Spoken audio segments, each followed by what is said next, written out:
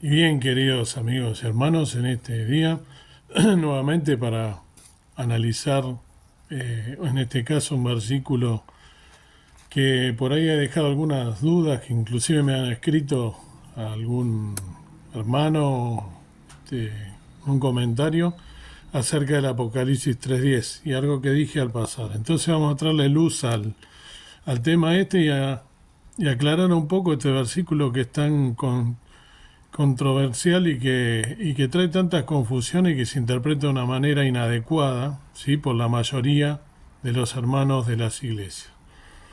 Bien, vamos a entonces tratar de hacerlo. Va a tener que ser más de un video seguro porque va a llevar tiempo.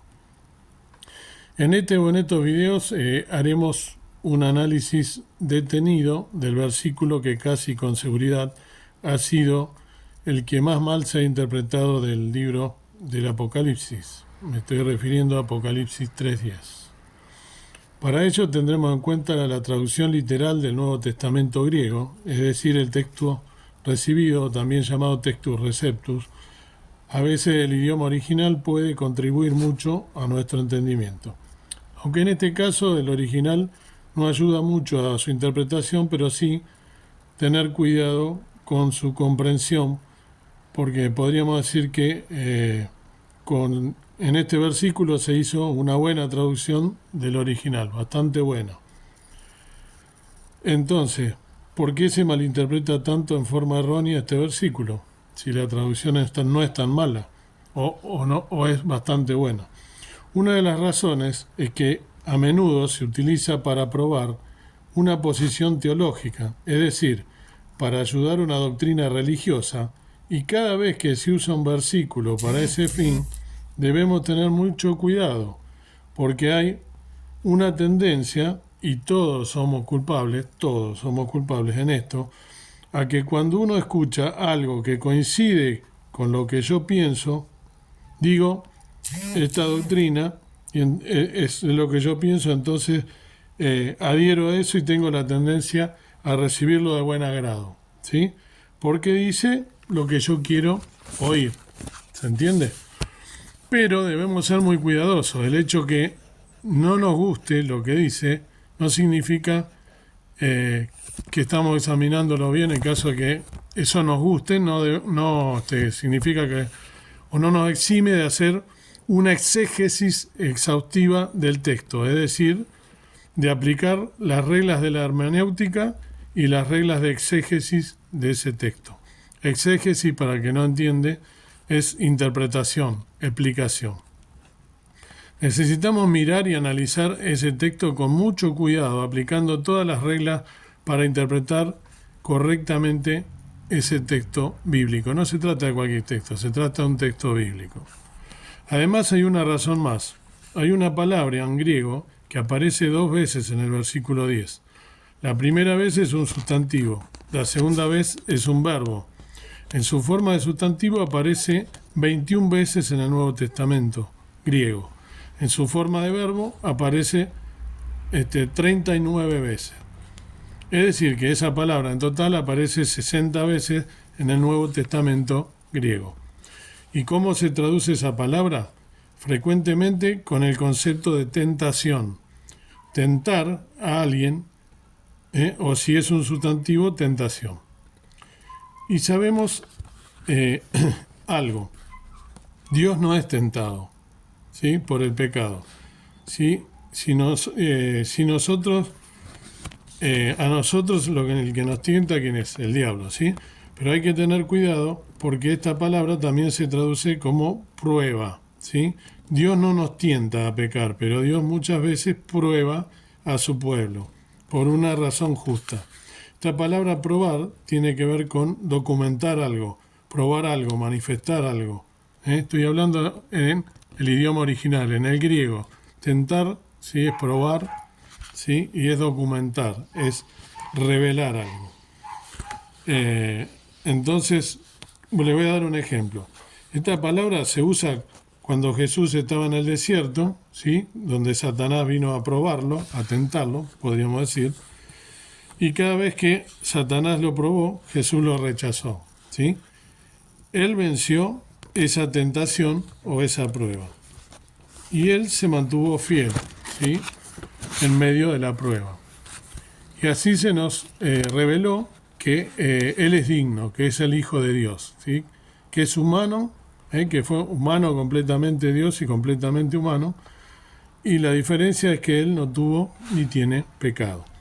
En cambio, la humanidad sucumbió en el jardín del Edén al ser tentado por Adán, ¿no?, en este caso por Satanás. Por eso todos nosotros somos pecadores. En otras ocasiones, la palabra tentación se utiliza en el Nuevo Testamento cuando los religiosos iban a Jesús preguntando, ¿sí?, para tentarlo o para probarlo. Estoy refiriéndome a los fariseos, ¿sí?, o a los escribas de la época, no a los escribas, a los fariseos y a los saduceos. Y siempre Jesús superaba esas pruebas, ya que Él es sabio y es sin pecado. Hay otra razón por la que la gente malinterpreta Apocalipsis 3:10. Al final de este versículo hay una declaración que tiene que ver con los que moran en la tierra. Debemos entender algo acerca del libro del Apocalipsis, y se puede entender de dos maneras: o porque se lo explica a un erudito, o estudiarlo a fondo, ¿sí?, este libro, estudiándolo. Y no solo, estudiar no significa leerlo una vez, estudiar significa leyendo una, otra y otra vez. A medida que lo hagas, descubrirás que hay dos frases que aparecen con frecuencia, que son los que moran en la tierra y los que moran en el cielo. Estas dos frases hablan de la humanidad. Toda la humanidad será clasificada en uno de estos dos grupos, ya sea los que moran en la tierra como los que moran en el cielo. Y ojo, tengamos cuidado, porque con estas dos frases aparecen en el libro de Apocalipsis, no tiene que ver dónde se encuentran físicamente, ¿sí? Tiene que ver con su identidad, a quién pertenecen. Y veremos que esto es así a lo largo de este video o de estos videos. Y así vamos a ver que los que moran en la tierra son aquellos que no tienen relación con Jesús. Si quieren, escríbanlo, anótenlo lo que les estoy diciendo. Ellos tienen que ver con el imperio del anticristo. No son fieles, no son creyentes, y al final recibirán la ira de Dios. Leemos el versículo, entonces, el cual estamos comenzando a analizar, Apocalipsis 3:10, cuando le habla a la iglesia en Filadelfia. Dice así: porque has guardado la palabra de mi paciencia, yo también te guardaré de la hora de la tentación que ha de venir en todo el mundo para probar a los que moran en la tierra. Bien, leemos en el versículo: porque has guardado la palabra. En el hebreo original no es de mi paciencia, sino de perseverancia o persistencia. Eso es lo que dice en el original griego. En la versión que yo tengo dice de mi paciencia, ¿sí? Ahora, la palabra aquí que debemos enfatizar, ¿sí?, es hupomonis. Se escribe con H, hupomones se escribe, pero hupomonis se pronuncia, que es una palabra que significa perseverancia, persistencia, que habla de ser fiel, ¿sí?, durante un periodo prolongado de tiempo, y a menudo,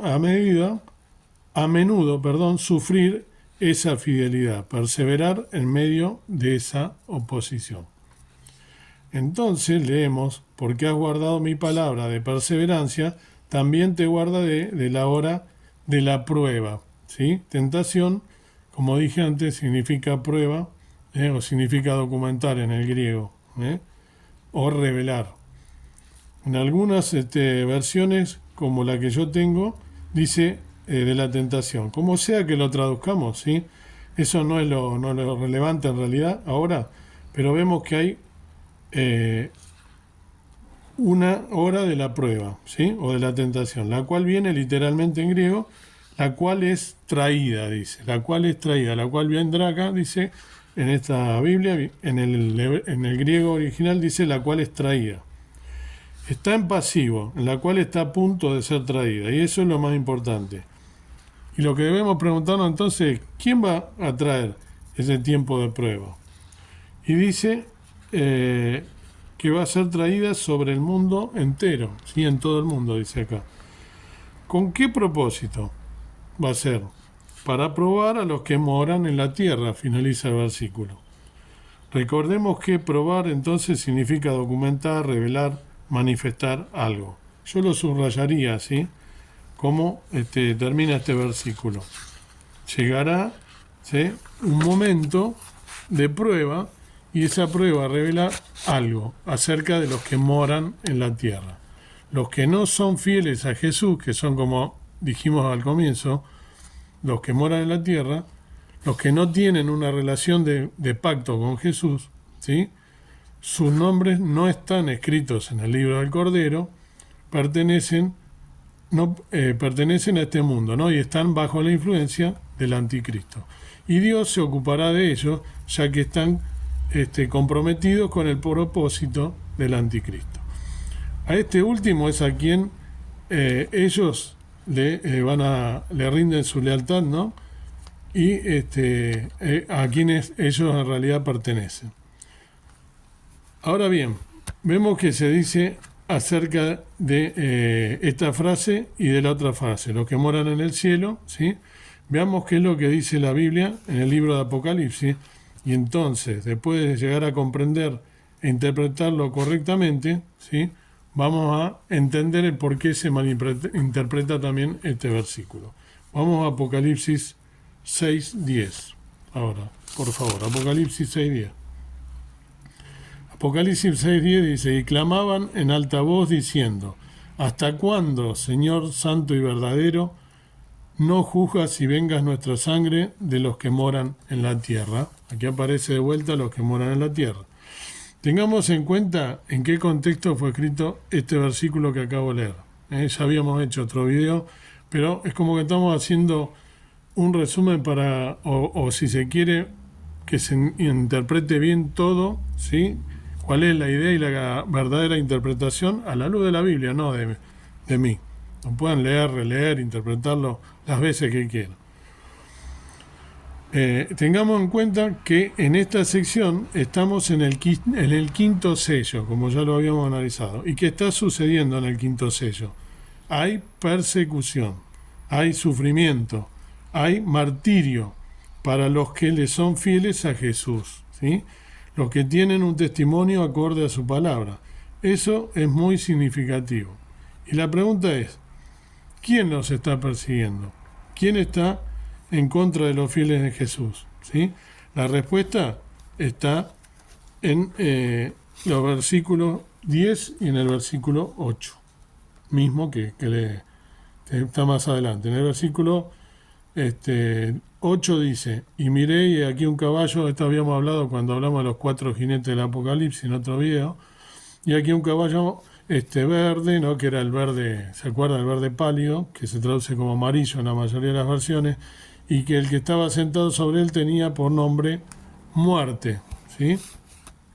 Entonces, la respuesta dijimos, leamos en el versículo 10, ¿no? Le está hablando, el versículo 10 dice: y miré, y clamaban en alta voz diciendo: ¿hasta cuándo, Señor santo y verdadero? ¿Sí?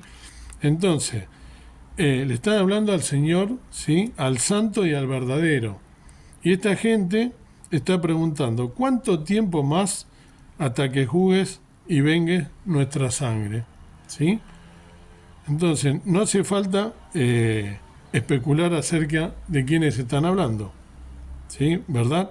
Son los que están siendo ejecutados, los que están siendo perseguidos, ¿sí?, por el testimonio de la palabra de Dios, porque se están dirigiendo al Señor.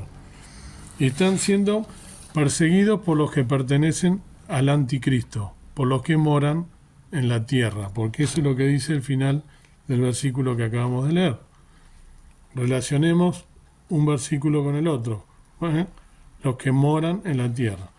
Vamos ahora a Apocalipsis 8:13. Apocalipsis 8:13, damos vuelta a la hoja. ¿Sí? Y en Apocalipsis 8:13 leemos: y miré y oí un ángel volar por medio del cielo, diciendo en alta voz: ¡Ay, ay, ay! De los que moran en la tierra, por razón de las otras voces de trompeta de los 3 ángeles que han de tocar. ¿Sí? Aquí se abrió el 7º sello, esto también lo habíamos explicado anteriormente, ¿sí? Aquí se abrió el 7º sello. En videos anteriores, ¿no? Ya vimos, si lo quieren lo pueden volver a ver o a leer, ¿sí? El final del capítulo 6, en el final del capítulo 6, recuerden que esto lo habíamos explicado, allí se proclama la ira del Cordero.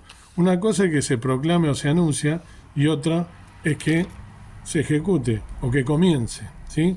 Allí se proclama la ira del Cordero, la ira de Dios. Recién se proclama. En el comienzo del capítulo 7, ¿sí?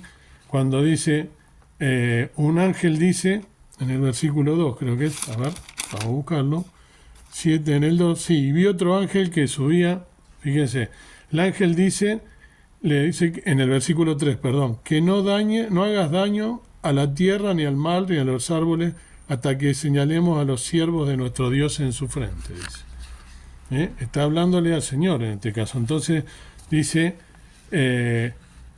un ángel dice: no dañes la tierra, ¿no? ni el mar. Luego son sellados los 144.000 de las tribus de Israel. Esto ya lo habíamos analizado. Y en el versículo 13, ¿no? También hay otro pasaje a partir del versículo 13 que también lo habíamos analizado. Los que vinieron de grande tribulación, vienen los que vienen de grande tribulación, que habla Juan, ¿no? Y en ese caso le dice: ¿quiénes son? Tú lo sabes, ¿no? Y le dice que son los que vienen de grande tribulación. Recién cuando se abre el 7º sello comienza la ira de Dios. ¿Dónde comienza? ¿Dónde se abre el 7º sello? El capítulo 8 de Apocalipsis.